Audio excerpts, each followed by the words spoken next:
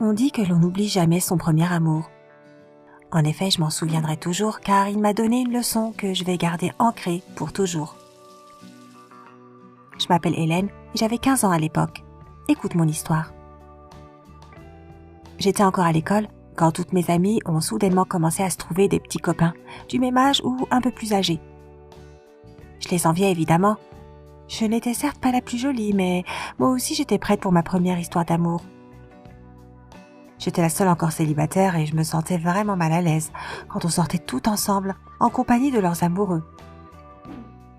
Mais un jour, mes prières ont été entendues.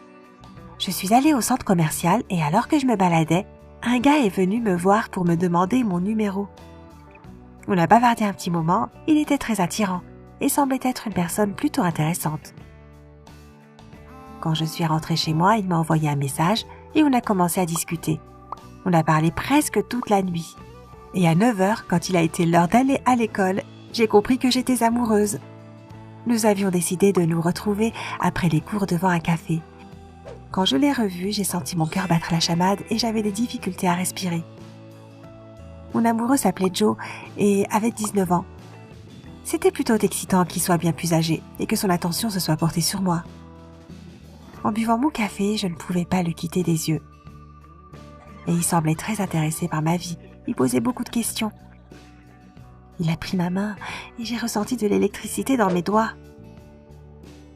À la fin de notre rendez-vous, oui, c'était un vrai rendez-vous. Il m'a embrassée. Purée, j'étais la fille la plus heureuse de l'univers. J'ai fait un selfie avec lui pour avoir une preuve matérielle que tout cela n'était pas un rêve. Le lendemain, je n'ai pas pu garder ça pour moi. Je suis allée à l'école, j'ai tout raconté à mes amies et je leur ai montré le selfie. Elles ont souri avec incrédulité et m'ont demandé si j'étais sûre que Joe n'était pas trop vieux pour moi. Je les ignorais, la jalousie féminine est tellement pathétique. En attendant, il m'envoyait des textos tout le temps. Quand j'étais en cours et que je ne pouvais pas répondre de suite, il m'envoyait des messages énervés car je mettais trop de temps. Oh, c'est trop mignon, je me disais qu'il était vraiment attaché à moi. Quand je suis rentrée, je me suis vantée à ma mère d'avoir trouvé un petit ami. Je lui ai raconté comment il était.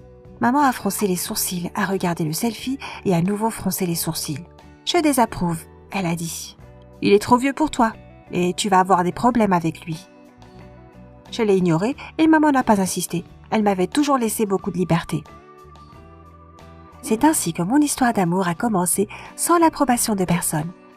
Mais ça me convenait parce que j'avais un nouveau petit ami prénommé Joe, à qui je plaisais vraiment. Il n'arrêtait pas de m'envoyer des messages et on se voyait presque tous les jours. Par contre, il refusait de rencontrer mes amis et me disait qu'il ne voulait pas que je rencontre les siens. J'ai accepté, car je trouvais que garder notre relation en partie secrète était très romantique. Parfois, il devenait un peu trop pressant avec moi. Hormis le fait que j'étais censée répondre à ses messages immédiatement, il m'obligeait toujours à le voir quand lui le voulait, même si ça ne me convenait pas. Cela arrivait assez souvent et cela commençait à me rendre un peu nerveuse.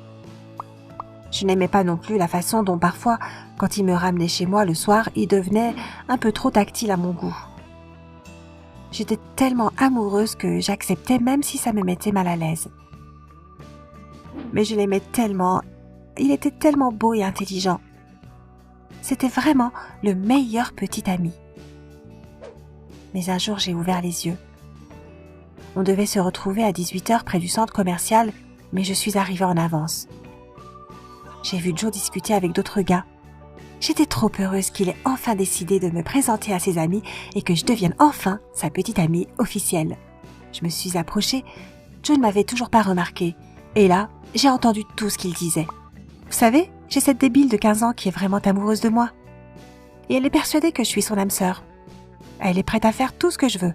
Voyez ce que je veux dire. Et ils ont tous éclaté de rire. Je suis restée figée. C'est comme si quelqu'un m'avait mis un grand coup de poing dans le ventre. J'ai d'abord voulu partir, puis la frustration et la colère m'ont envahi. J'ai foncé vers eux et j'ai dit à Joe que c'était un débile pathétique. En gros, ça ressemblait à « Tu te trouves malin d'avoir profité d'une gentille fille comme moi ? Au moins moi, j'ai été sincère tout le temps. Et là, tu te trouves cool avec cette débile de 15 ans qui te crie dessus devant tout le monde. » Puis je suis partie dignement. La dernière chose que j'ai vue, c'est le visage de Joe embarrassé et les expressions amusées de ses amis, qui s'en souviendront longtemps, j'espère. Je suis rentrée chez moi en larmes et j'ai couru dans les bras de ma mère pour qu'elle me soutienne. C'était une femme sage et elle m'a dit que je m'en remettrais et qu'elle espérait que je retiendrais la leçon. Et en effet, c'est le cas. Cette histoire m'a été utile pour toutes les relations suivantes. À partir de ce moment-là, je suis devenue plus attentive à ce que mon partenaire représente réellement et à ce que mes amis et ma famille en pensent. Je suis contente que cet épisode de ma vie ait constitué mes premiers pas vers la maturité. Si toi aussi tu as connu une expérience de relation toxique, partage-la avec nous dans les commentaires. Tu peux aussi t'abonner, aimer et partager cette vidéo pour que tout le monde sache qu'il faut être plus attentif quand on débute une nouvelle relation avec une personne qu'on ne connaît pas bien.